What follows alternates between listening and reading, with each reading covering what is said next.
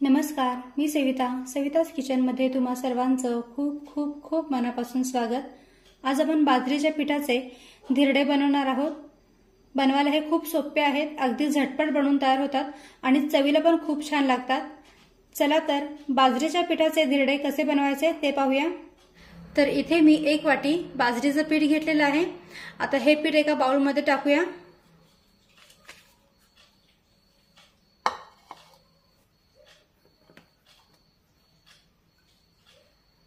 त्यामध्ये 2 ते 3 चमचे बारीक रवा टाकूया।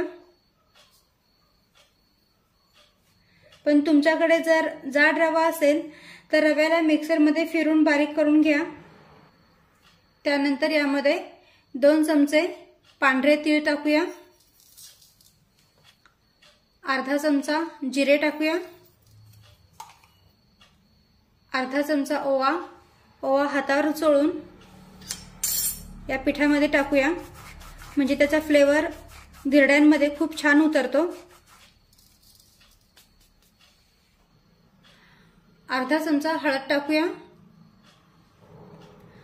अर्धा चमचा लाल मिरची पावडर, पाव चमचा हिंग टाकूया, 2 बारीक चिरलेल्या हिरव्या मिरच्या टाकूया, चवीनुसार मीठ टाकूया। आता हे सर्व व्यवस्थित मिक्स करून घेऊया। मीठ आणि इतर सर्व मसाले पिठामध्ये अगदी व्यवस्थित मिक्स करून घ्यायचे। मिक्स करून झाल्यानंतर यामध्ये ज्या वाटीने आपण 1 वाटी बाजरीचं पीठ घेतलेलं आहे त्याच वाटीने अर्धी वाटी दही यामध्ये टाकूया।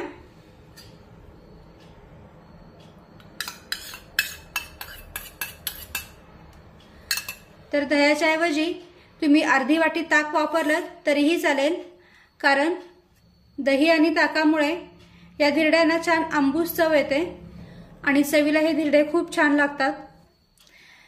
त्यानंतर यामध्ये थोडीशी बारीक चिरलेली कोथिंबीर टाकूया। तुम्ही यामध्ये मेथीची भाजी किंवा पालक सुद्धा बारीक कट करून टाकू शकता, किंवा तुमच्या आवडीची एखादी पालेभाजी वापरली तरीही चालेल। आता हे सर्व व्यवस्थित मिक्स करून घेऊया।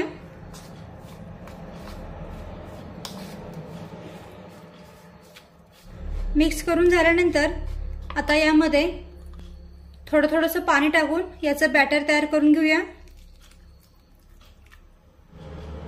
तर ज्या वाटीने आपण दही घेतलेलं आहे त्याच वाटीने मी इथे 1 वाटी पाणी घेतलेलं आहे, त्यातलं अर्धी वाटी पाणी मी यामध्ये टाकते आणि गरजेनुसार पाणी आपण आणखीन यामध्ये ऍड करूया,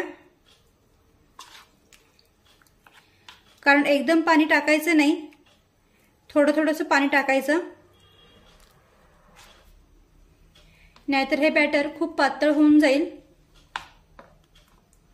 आपल्याला हे बॅटर जास्त पातळ पण बनवायचं नाही आणि खूप घट्ट पण बनवायचं नाही। यामध्ये आपण दही सुद्धा वापरलेलं आहे, त्यामुळे अगदी थोडंसं पाणी यामध्ये टाकायचं आणि पिठाच्या गाठी बिलकुल राहू देऊ नका।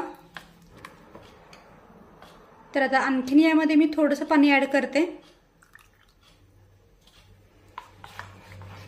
आणि व्यवस्थित हे मिक्स करून घेते।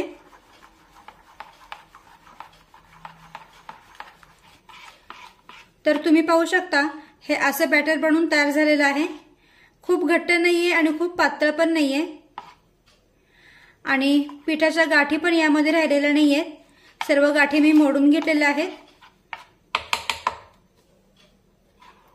पाहू शकता तुम्ही, या अशा पद्धतीने आपलं धिरड्यांचं बॅटर बनवून तयार झालेलं आहे।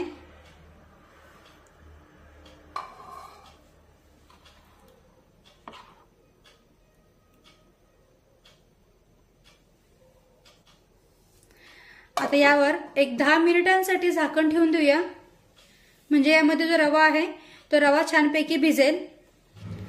तर बॅटर बनवताना मी ज्या वाटीने 1 वाटी बाजरीचं पीठ घेतलेलं होतं त्याच वाटीने अर्धी वाटी दही घेतलं होतं आणि त्याच वाटीने 1 वाटी पाणी घेतलं होतं। तर या पाण्यामधलं मी बॅटर बनवण्यासाठी फक्त पाऊण वाटी पाणी वापरलेलं आहे आणि पाव वाटी पाणी शिल्लक आहे, म्हणजे हे बॅटर बनवण्यासाठी मला एकूण पाऊण वाटी पाणी लागलेलं आहे। पाऊण वाटी म्हणजे एका वाटीला थोडंसं कमी आणि अर्ध्या वाटीपेक्षा थोडंसं जास्त। आता हे बॅटर आपण एक 10 मिनिटांसाठी झाकून बाजूला ठेवून देऊया। आणि आता 10 मिनिटे झालेली आहेत, यावरच आपण झाकण काढूया। तर पहा, छानपैकी हे बॅटर बनवून तयार झालेलं आहे। खूप घट्ट पण नाहीये आणि खूप पातळ पण नाहीये, पण तुम्ही बनवलेलं बॅटर जर का रवा भिजल्यामुळे खूप घट्ट झाला असेल तर त्यामध्ये थोडंसं पाणी टाकून हे अशा पद्धतीने बॅटर तयार करून घ्या।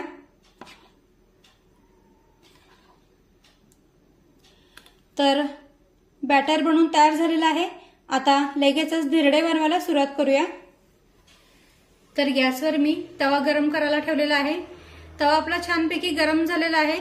आता गॅसची फ्लेम ही मध्यम करूया आणि तव्यावर तेल पसरून घेऊया। आता तव्यावर तेल पसरून झालं की हे बॅटर पळीने बुडापासून असं ढवळून घ्यायचं आणि तव्यावर सोडायचं।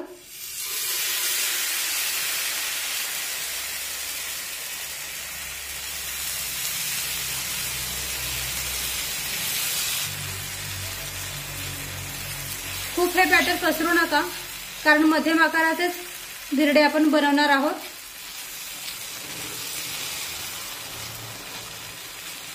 आता वरून झाकण लावूया आणि 2 मिनिटे हे धिरडे मध्यम आचेवर भाजून घेऊया। तर आता 2 मिनिटे झालेली आहेत, यावरच आपण झाकण काढूया। वरून थोडंसं तेल सोडूया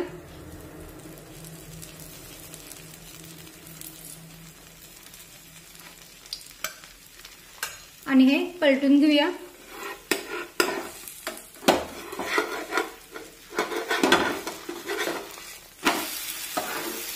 मस्त। तर तुम्ही पाहू शकता या धिरड्याची एक बाजू छानपैकी भाजलेली आहे।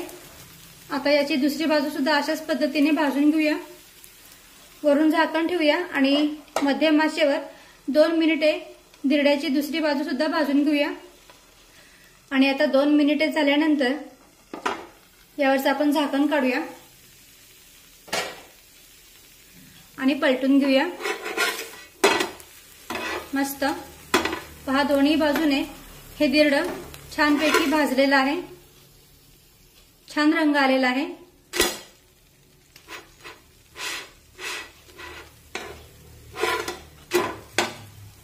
काढून घेऊया।